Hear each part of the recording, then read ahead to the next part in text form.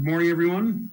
Thanks for joining us. My name is Tanner Hoversland. I'm the agronomist here at Moore Farmers Oil. I've served on the MABA board for 3 years, just starting my fourth. I will be your moderator today. Look forward to getting some good discussion and some good questions coming today. I want to start with thanking you all for participating in the Great Montana Ag Rally. This is a great series of 1-hour educational workshops to help our membership continue to stay informed and up to speed on the latest technology and information. We'd also like to thank Bayer for their support of the rally and sponsoring this session. So we'll get started with a quick message from our sponsor, Bayer. Thanks for everybody for joining. My name is Carrie Peterson. I'm a field sales representative with Bayer Crop Science. I'm gonna show you a quick slide. In Montana, the crop protection field reps have had a little bit of turnover just recently. A lot of you guys already know Carrie Yates, been here around a long time. You knew Matt Smith, he's moved on to BASF now. You probably remember Tricia Zachman. So what they did with Tricia's old territory, it used to be that whole green section on top. Oops, sorry, hang on, something got bumped there. The green section on top is now me, and they split her territory kind of in a little more than in half. And we have another new field sales rep down in that purple section. His name is Roger Broadbent. He lives in Sheridan, Wyoming, and he covers that whole purple section. Carrie covers this kind of tan section up in the top left part of the screen. And I used to be in that red rectangle. I used to be in Northwest North Dakota, and I have shifted to the west. I just have 2 counties in North Dakota, and I've got 9 counties in Northeast Montana. And our contact information is there on the slide as well if you need to get a hold of any of us. So, and then the rest of our team is down in South Dakota, as you can see. So now I'm just gonna go over just a couple of things, just what's new for the year, basically grower programs and new products for 2021. We once again have the financing program for growers under either John Deere Financial or Rabo AgriFinance. Same as every other year, 2 or more eligible Bayer products, totaling 10,000, you get the 0%. I circled the terms because starting in 20, they bumped it up a month. And guys might have noticed that all of a sudden, instead of it being due the end of December, it is now in fact due the end of November. So that is one of the programs. And then the other one would be the Bayer Plus Rewards. I want to thank everybody for your support in 2020. We had over 800 people sign up. And here's a little snapshot of what it looks like for 21. It's very similar. There's a few changes.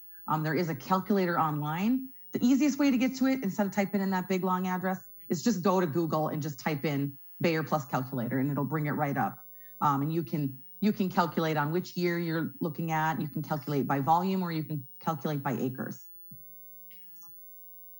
So the big changes for this year. The first thing a grower has to do is he has to match 2 portfolio products. I think of this program in this flyer is color coded. So the green section, I always tell people, is right there in the top right. The green section is the portfolio section, and that's going to be your seed, your herbicide, your fungicides. And you're going to get your $3 an acre there. And every time you add another one of those, you get another 3 for the third, $4 for a fourth, $5 for a fifth. And another change, RT3 was $2 in this program in 2020.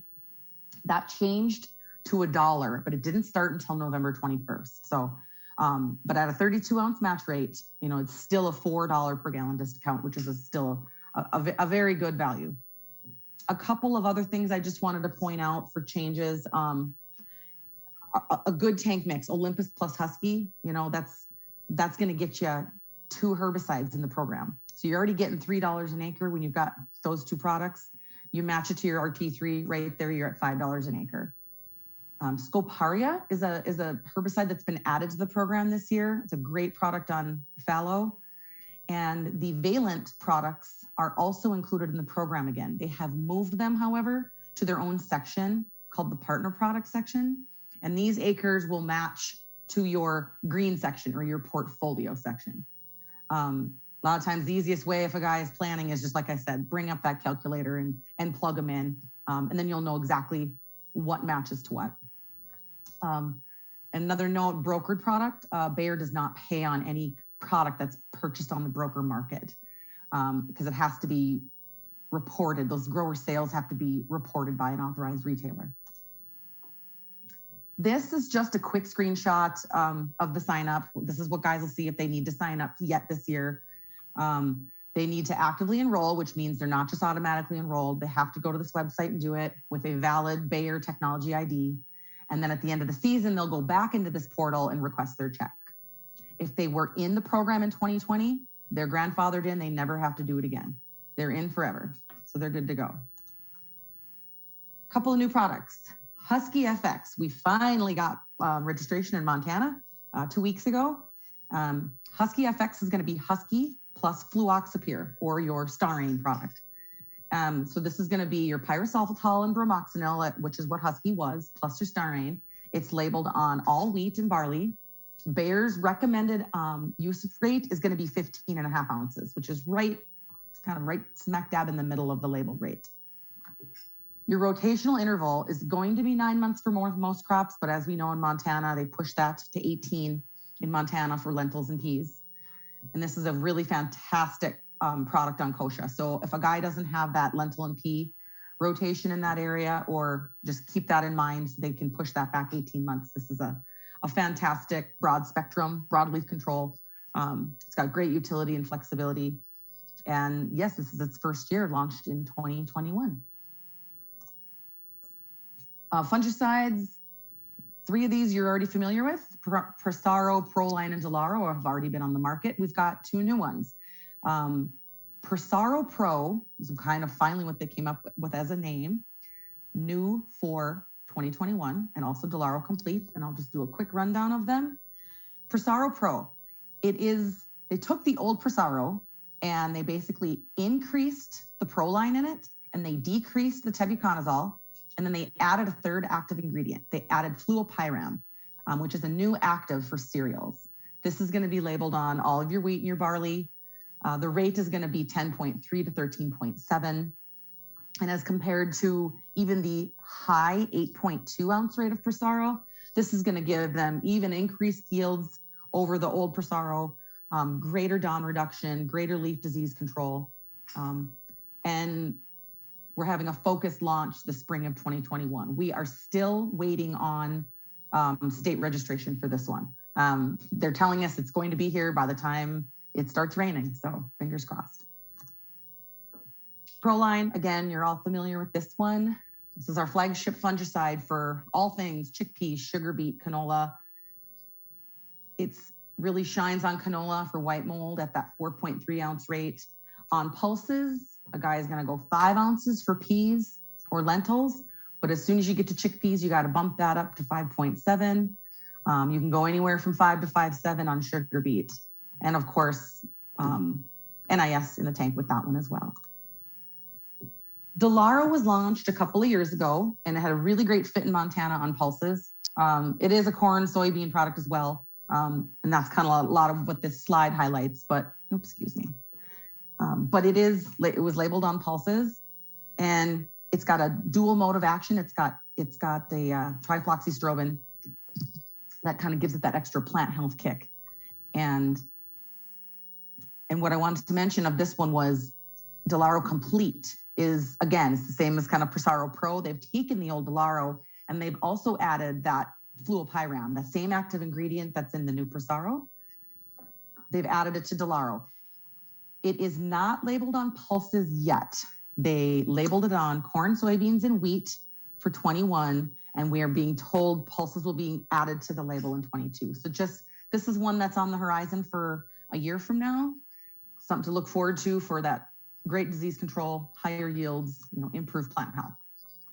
So those are the new products. Didn't want to take up too much of everyone's time. I just wanted to give a quick welcome and thank you all for being on today.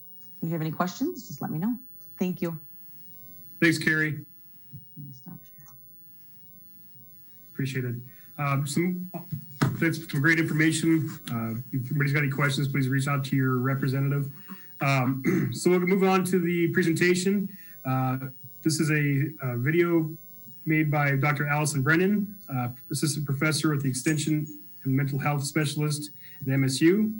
and Dr. Michelle Grocke, Extension Health and Wellness Specialist. So I guess fire it up. Good morning, everyone, and thank you for joining us today. I'm Alison Brennan, and I serve as the statewide mental health specialist for MSU Extension. Last year, I had the honor of presenting during the annual MABA MGEA convention on the topic of mental health in agriculture. And at that point in time, MSU Extension had recently received a grant from the Montana Healthcare Foundation to support a project led by my co-presenter, Dr. Michelle Grocke, to develop resources in response to ag producer stress. I'm happy to report that as a result of this grant-supported project, we have worked successfully with our statewide Ag Stress Advisory Council to create and promote resources that can be easily and anonymously accessed by producers and people who work with producers. We'll be talking about some of these resources later in our presentation. A lot has happened since I presented in January of 2020, in particular the COVID-19 pandemic.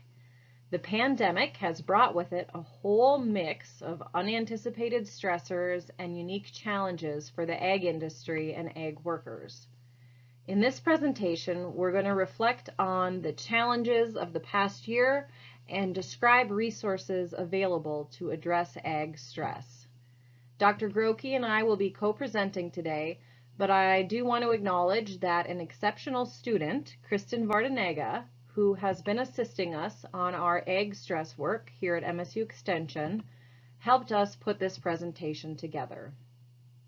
In today's presentation, we will start by providing an overview of the impact of chronic stress on physical and mental health and the unique stressors experienced within the agricultural community.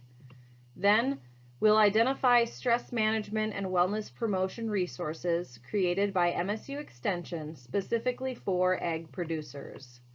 Finally, we'll describe some resources and services being developed through a recently funded multi-state, multi-year project, the Western Regional Agricultural Stress Assistance Program, which is supported by a large USDA NIFA grant. All right, Dr. Grocke, let's talk about stress.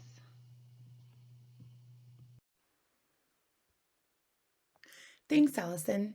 Hi, everyone, and thank you so much for joining us today. So we want to start our presentation by defining what stress actually is. It certainly is a word that gets used a lot since we all experience some sort of stress at various points throughout our lives. But how exactly do we define stress? So we can think about stress as being either a physical, mental, or emotional factor that creates bodily or mental tension. Those aspects of life that cause stress are called stressors and can range from an everyday pressure, such as a work or home life issue, or they can also consist of a more major life event, like an accident, a loss of a job, or a death in the family. When our brains detect that a stressor is present, it activates what is called the fight or flight response in our bodies, which I'll talk about more on the next slide.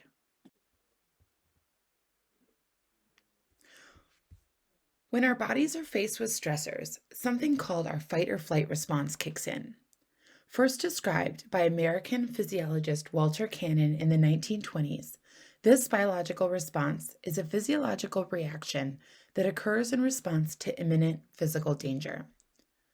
The term fight or flight represents the choice that our ancestors had to make when they were faced with a danger in their environment. They could either fight or flee, but they did so with the help of the fight or flight response. When this response is activated, our bodies are better prepared to react to a dangerous situation, since it involves a release of hormones, including adrenaline, which increases blood flow to the muscles, and noradrenaline, which mobilizes the brain and body for action. Now, here's the interesting part. If our stress is only short-term, say you are stressed about an upcoming presentation or perhaps a difficult conversation with a family member, having this fight or flight response activated for a short time is actually quite beneficial to our health. For example, Short-term stress has some health benefits, such as giving us a boost to our immune system and/or a boost to our metabolism. It can also help with motivation and focus. But the key is it's only beneficial if the individual has short-term bouts of stress and then can easily return to a calm state when the fight or flight is no longer activated. The problem is when our stress becomes chronic and this fight or flight response is activated for months or worse, years. This could be due to either a long-term stressor, such as caring for someone who's chronically ill, or due to numerous short-term stressors with insufficient time for a return to a resting state between stressors. The negative health implications of chronic stress are numerous. For example, chronic stress has been shown to increase biological aging, suppress immune function, increase susceptibility to some types of infection, and worsen diseases like depression, heart disease, and some types of cancer.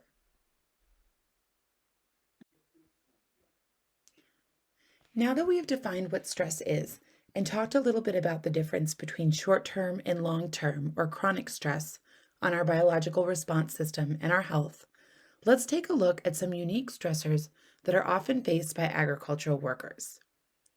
Many agricultural workers report experiencing the following physical challenges: long hours in challenging conditions, accidental injury, sometimes resulting in disability, and/or chronic pain and chronic illness. These can easily lead to the existence of numerous stressors at the same time. So it's easy to see how these physical challenges can result in chronic stress and the existence of what we call a stressor pileup. Second, agricultural workers often face numerous stressors that are outside of an individual's control, such as weather, climate and natural disasters, fluctuations in commodity prices, crop yields, high debt loads. Particularly under these stress conditions that are out of someone's control, the risk of experiencing mental health challenges increases. Though it's very important to realize that these conditions are common for ag workers and that these stressors were certainly present before COVID-19. Then, of course, COVID-19 brought a new set of stressors to add to the existing stressors ag producers already face. Financial pressures have been exacerbated by market instability and increases in cost of supplies. For some producers, this has created a situation in which income has not been reliable or sufficient to keep up with debt. There have been numerous problems with supply chains and distribution at various points during the pandemic. So, for example, closures or reductions in capacity in processing facilities have created problems. Some producers have experienced changes in demand. Some of that is due to closures of restaurants and distributors, but there have also been changes in consumer purchasing patterns, such as buying less meat or more of the ready-made meal kits. One extremely sad impact of the pandemic has been the mass euthanasia of livestock, particularly chickens and pigs, plus issues like not being able to get dairy or vegetables to market quickly enough to prevent spoilage. For producers who spend long hours doing tough work, putting their hearts and souls into their work, then experiencing these kinds of losses, the psychological toll of that can be devastating. So you can see, obviously, there were numerous unique challenges in the ag industry as a result of the pandemic. There were major population-level impacts on mental health in 2020 due to the pandemic. For example, according to the Household Pulse Survey, a project of the U.S. Census Bureau and the National Center for Health Statistics, in July of 2020, more than 1 in 3 U.S. adults reported symptoms of anxiety disorder, and more than 1 in 4 reported symptoms of depressive disorder. Compared to the data from January to June of 2019, these proportions were 4 times or 400% higher. Then if we look specifically At the impact on rural adults, the American Farm Bureau Federation recently reported that more than half of rural adults in their poll said that their mental health was impacted by COVID-19. In addition to the statistics that Alison just provided, myself as well as a small team of researchers at MSU conducted a survey throughout Montana during 2020 to better understand how COVID-19 had been impacting the health of Montanans. As part of this survey, we asked respondents about their mental health, both before COVID-19 and since the pandemic began. You can see here on the chart on the right of the screen that the statistics are quite alarming. For example, whereas only 2.4% of respondents felt nervous before COVID, 21.5% reported feeling nervous since the pandemic began. In fact, all of these questions that together make up a validated screening scale to assess psychological distress saw an increase since the arrival of COVID. In addition to asking Montanans about their mental health on this survey, we also asked about their physical and nutritional health, their social health, and their food security. If you are interested, please visit the URL on the slide to read a full report of the survey findings. At this point, we want to remind you that if you have not done so already, that in order to qualify for Montana Department of Ag points, you need to enter your name and license number into the chat box. Unfortunately, in rural areas, there are often some barriers to help seeking. One of those barriers is related to availability of services. So in many rural communities, there's an absence of mental health providers or even healthcare providers like general practitioners or nurse practitioners, and then often there are few specialty services. So there may not be services available right within a community. And then in terms of accessibility, rural residents often report that they have to travel long distances in order to seek services, and that there can be long wait times. And then if we're thinking specifically about telehealth or telemedicine, because now with all of our technology, it's possible to have counseling appointments and medical appointments, medical check-ins virtually. One issue that can come up in rural communities is unreliable broadband, so not having the technological and infrastructure supports in order to make that possible. And then some additional accessibility barriers that can exist include payment for services, and that can be connected with lack of health insurance. So affording, if a person wants to see a counselor or a therapist, being able to pay for those services is not always easy.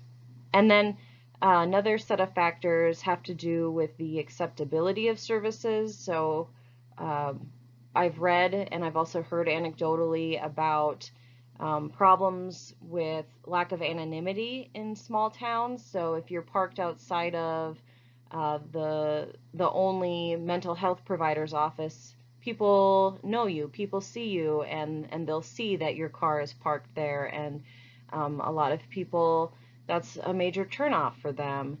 And that is really connected to, in a lot of ways, this larger issue of stigma around mental health.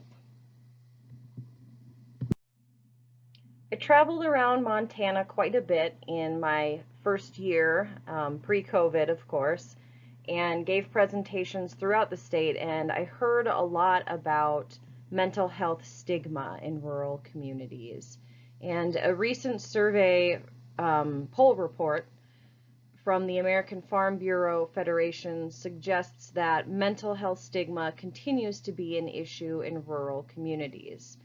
And this is one of the reasons why we wanted to create the online Ag Stress Clearinghouse, which can be accessed anonymously by anyone at any time.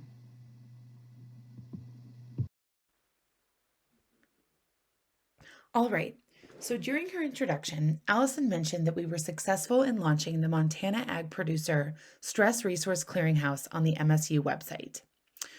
We were able to do this with the help of our statewide advisory council, as well as our wonderful student intern, Kristen Vardanega, who has been working for months on helping us with both the layout and the content of this clearinghouse. So we wanted to take a few moments to explain the site to everyone, as well as explain a little bit more as to what type of content you'll find there. So here on the slide, you see the link to get to the clearinghouse at the bottom of the slide. Also, you could simply type in Montana Farm Stress Clearinghouse into your Google or Safari search engine, and it would take you right there. Once you get to the site, you'll see that the landing page has a little bit more of background information as to the goals of the clearinghouse. And then towards the bottom of the landing page, you'll see the same 8 icons that you're currently looking at on your screen. So you can click on each of these and learn more. For example, you can click on the What is Stress icon and learn about what stress is and how it impacts both your body and your mind. You can take a short quiz or survey and it will measure your stress for you and then tell you at any given point how stressed you are and will take you then to appropriate resources. There is a section called Manage Your Stress, which I will get into a little bit more on the next slide, but it'll go through different strategies that can help you to manage your stress. There's a section for what mental health is and explains that in detail. There's also a section for you to learn more about your individual stressors, and you can explore those once you type in and find the stressor that you may be faced with at the moment. If you're not visiting the site for yourself, but rather are looking for resources to help you help a friend or family member, you can click on that icon and it can tell you how to best get the appropriate help for that person in your life. If you're curious, let's say, about who is on the statewide advisory council or a little bit more about this project, that would be the icon to click on. And lastly, we have an Ag Producers Stress in the News section where you can read about current news, current articles, current evidence that we're constantly updating and pulling that from different resources. Sorry, Michelle, before you talk about some stress management tips on the next slide, I'm actually going to interject here and ask our viewers to go and take the How Stressed Am I survey right now. So we're just going to give you a couple of minutes to go complete that survey. It's only 10 items, so it should be really quick.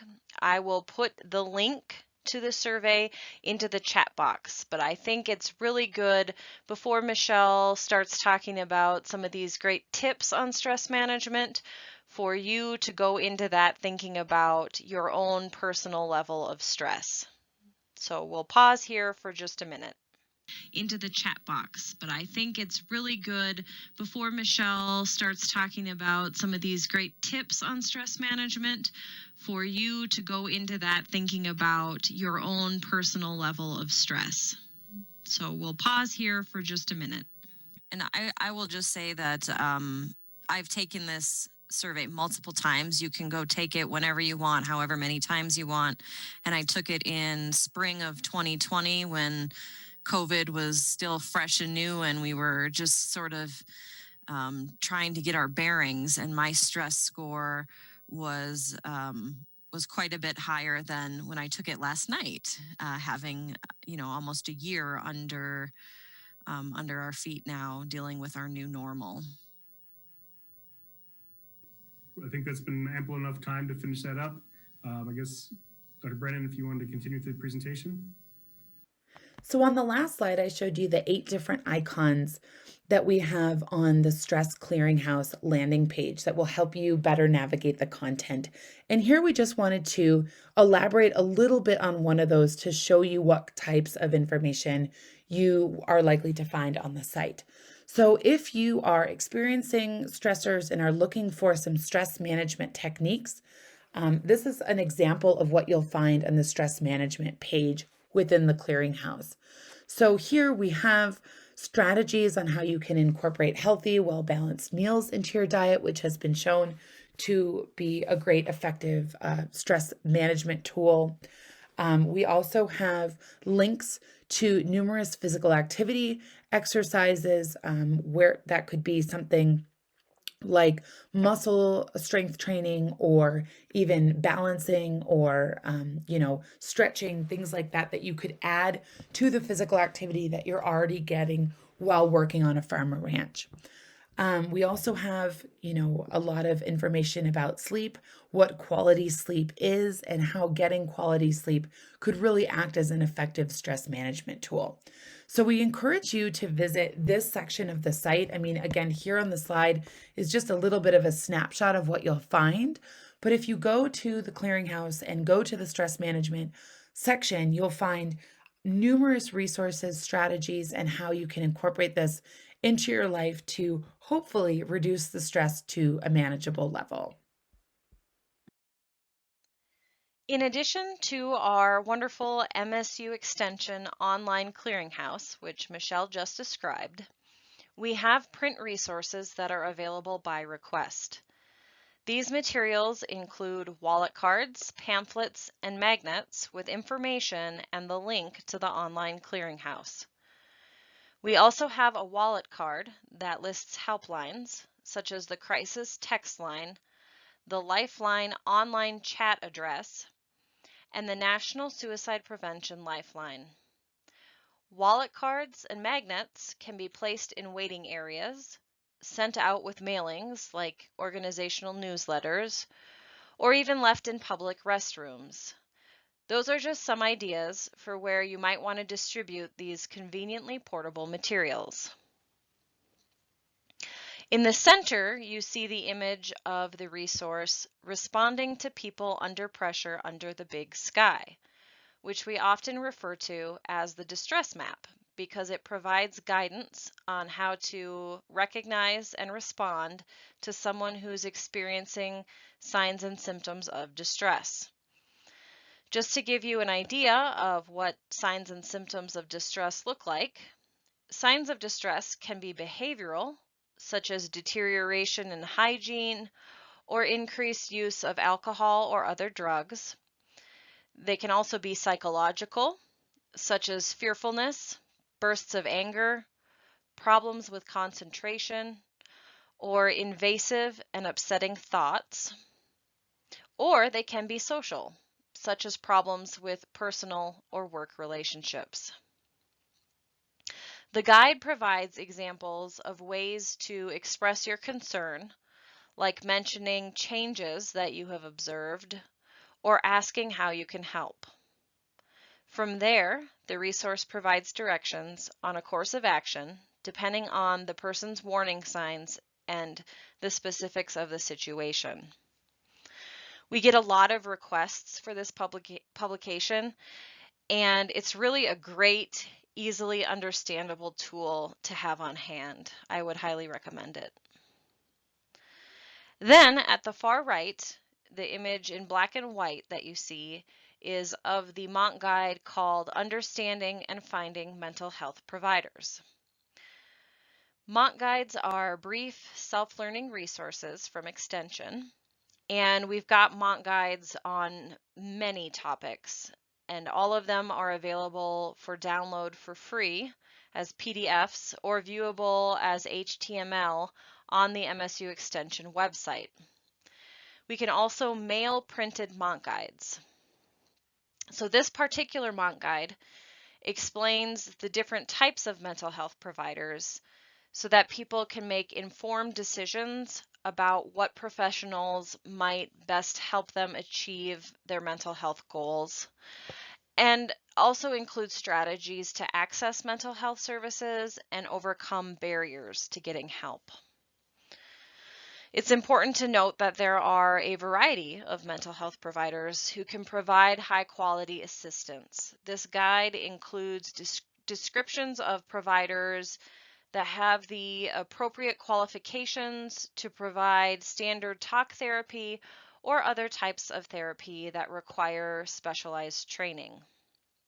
All of the providers described in the Mont Guide are able to bill insurance or Medicaid for services. So if you would like any of these materials sent to you, contact our administrative assistant, Lori Mayer. Her email address is there on the slide, and we can mail those out to you. In addition to the MSU Extension resources we have just described, we're very excited to announce to you that we've teamed up with a group of collaborators who are all interested in doing more research and providing more resources to address egg stress across the Western region. We've now started this collaborative project. We started in September 2020, and the project is called the Western Regional Agricultural Stress Assistance Program, or RASAP. This project is funded through a USDA Farm and Ranch Stress Assistance Network grant, and it's being spearheaded by a team with Washington State University Extension. The idea behind the project is that if all 13 states and 5 territories in the Western region team up to work on these issues together, we can provide more assistance, more funding, more opportunities, and more outreach to provide resources to farmers and ranchers to manage their stress. There are several organizations in the Western region which will be working on major projects across the 3-year grant period. For example, in the first year of the project, the Rocky Mountain Farmers Union will be expanding its Rural Peer Assistance Network throughout Colorado, New Mexico, and Wyoming. And the larger group will collectively learn about those efforts and get ideas for how similar initiatives might work in our respective states.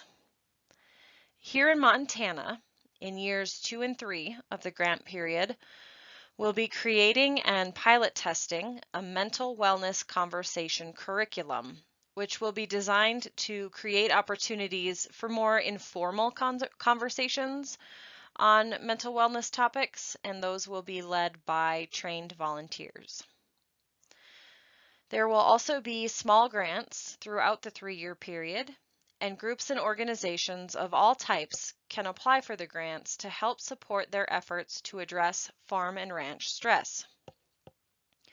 Grant opportunities will include funding for professional development, community education and outreach, and translation services to help overcome barriers so that all populations can access services.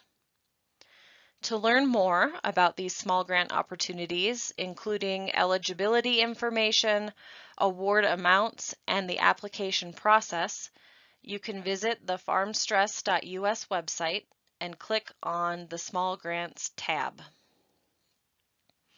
As an initial step in the RASAP project, we are currently collecting data on the types of stressors farmers and ranchers are experiencing and what types of resources they would like to receive to reduce their stress and support their mental wellness. We are conducting this research across the Western region, but we're hoping to be able to look at similarities and differences between the states and territories so that we can provide more tailored educational materials and outreach to increase access to evidence-based resources and services addressing stress. If you are an egg producer listening to this, you can help us by taking 10 minutes to complete the online survey.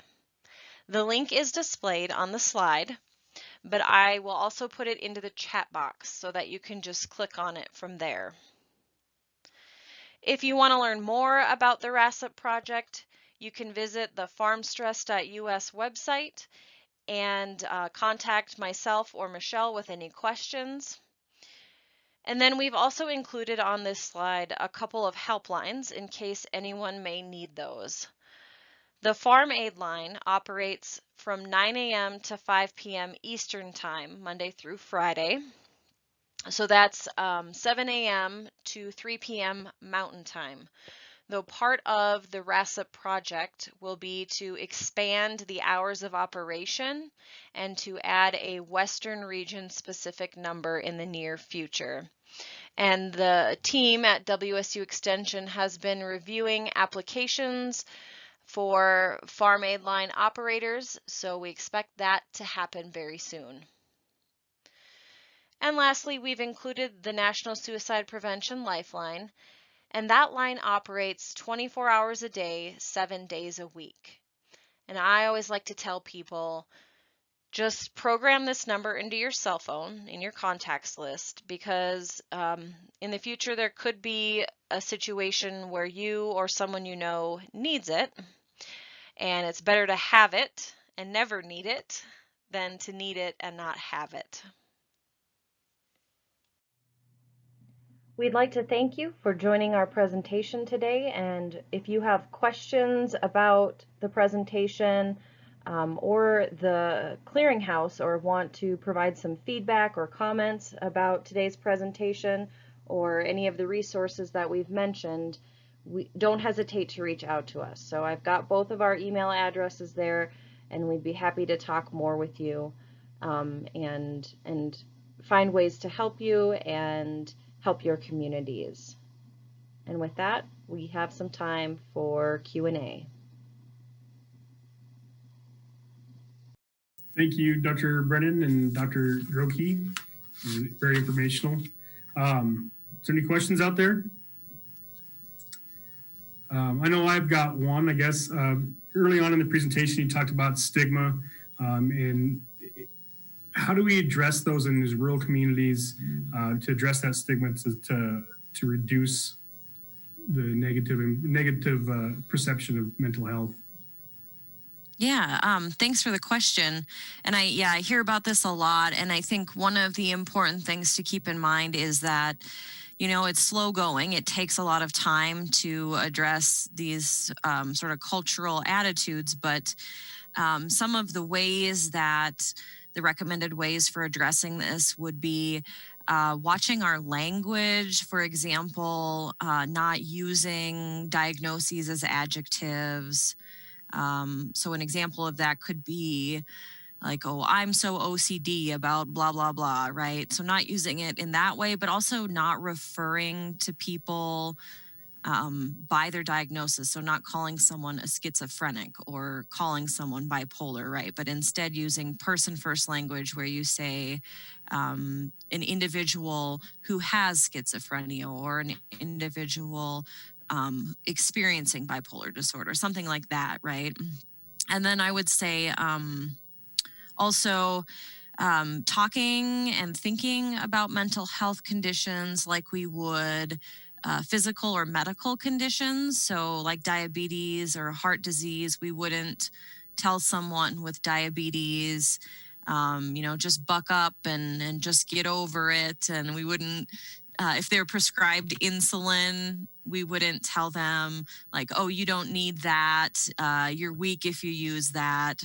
And it's the same is true for, let's say someone has a prescription for an antidepressant. We wouldn't tell them you're weak if you use that and just buck up and get over it. So thinking about it in that way can be really helpful. And then I would just say becoming more educated and aware of mental health topics really goes a long way, because we see that when people increase their mental health literacy, that reduces stigma just naturally because people understand the issues a lot better.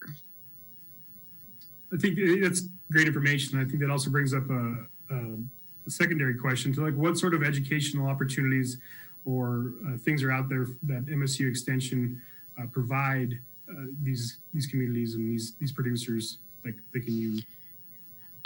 Yeah, so I would say a good place to start is that the mental health tab on our clearinghouse, that'll provide some of that general background, and it links to great resources like the National Alliance on Mental Illness and those kinds of resources. And then we also, we've got 6 certified facilitators of adult mental health first aid within MSU Extension across the state. And we've got, I believe, 8 who are certified in youth mental health first aid. So they're certified to deliver this great program. And the adult version is for adults helping adults. And then the youth version is it trains adults to assist youth who might be experiencing mental health problems. So we do have across our state pretty good representation for those programs as well. Is there any other questions out there?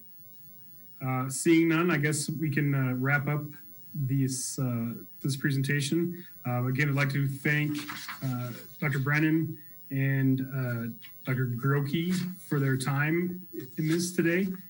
With that, thank you all for joining us for the Great Montana Ag Rally. We hope you found this to be informational and helpful. I'd like to thank our speakers again, and as well as Bayer Crop Science for supporting MABA. The next session for the Great Montana Ag Rally will be March 2nd, I believe. And that will be Spring 2021 Challenges and Opportunities and Safety First. And we look forward to seeing you there. Register at mtagbiz.org. Again, thanks everybody for attending today.